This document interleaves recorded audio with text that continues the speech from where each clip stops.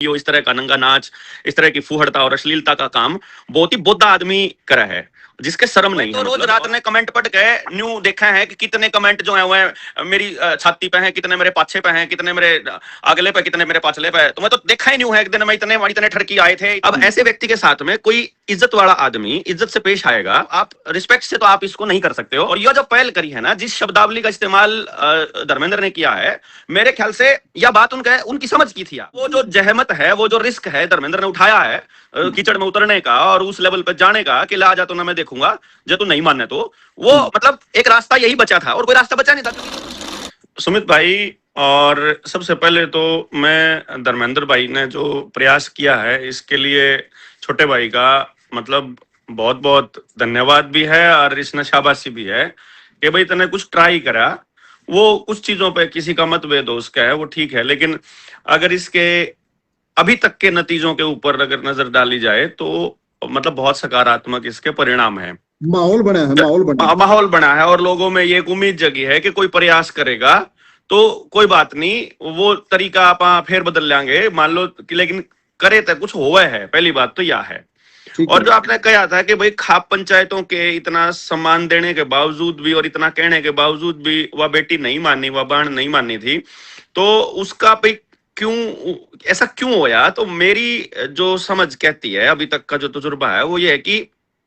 इस तरह के काम जो हैं, ये इस तरह की वीडियो, इस तरह का नंगा नाच, इस तरह की फूहड़ता और अश्लीलता का काम बहुत ही बुद्धा आदमी करा है, जिसके शर्म नहीं है मतलब, और आगे पाछे परिवार या फिर समाज की जिसने या तो ये कह लो कि या तो सपोर्ट नहीं मिला या फिर वो खुद ही बेशर्म हो गया कि यार मतलब अपनी शर्म उसने उतार दी। अब ऐसे व्यक्ति के साथ में कोई इज्जत वाला आदमी इज्जत से पेश आएगा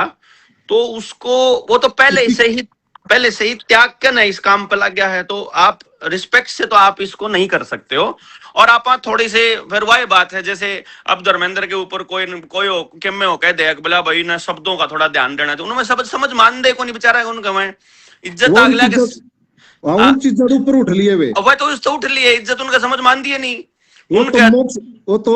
मोक्ष के करीब जा लिए वे। हाँ, वह तो रोज रात ने कमेंट पढ़ के न्यू देखा है कि कितने कमेंट जो है वह मेरी छाती पे हैं, कितने मेरे पाछे पे हैं, कितने मेरे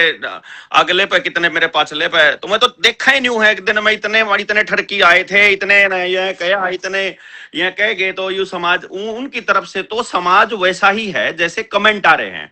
वो हम लोग तो जैसे आप और मैं अगर बाय चांस ऐसी कोई वीडियो आ जाएगी आप थोड़ा कमेंट करांगे उस पर, वो तो उन्हें थोड़ी पता है कि हमारे भीतर में किसी ऐसे परिवार के न्यू आग भी लाग रही है, किसी वो अपनी बहन बेटी तो रही इन चीजों ने देख नहीं पा रहा और उसके न्यू हो रहा है यार ये तो नासे हो लिया। तो समाज के किसी न किसी व्यक्ति को तो पहल करनी ही चाहिए, मतलब करनी ही पड़े थी और पड़ेगी ही। और यह जो पहल करी है ना, जिस शब्दावली का इस्तेमाल धर्मेंद्र ने किया है, मेरे ख्याल से यह बात उनकी समझ की थी। मतलब ये उस लेवल पे जैसे नु कहा कर ना भाई सुअर तय अगर लड़ना है ना तो कीचड़ में उतरना पड़ेगा।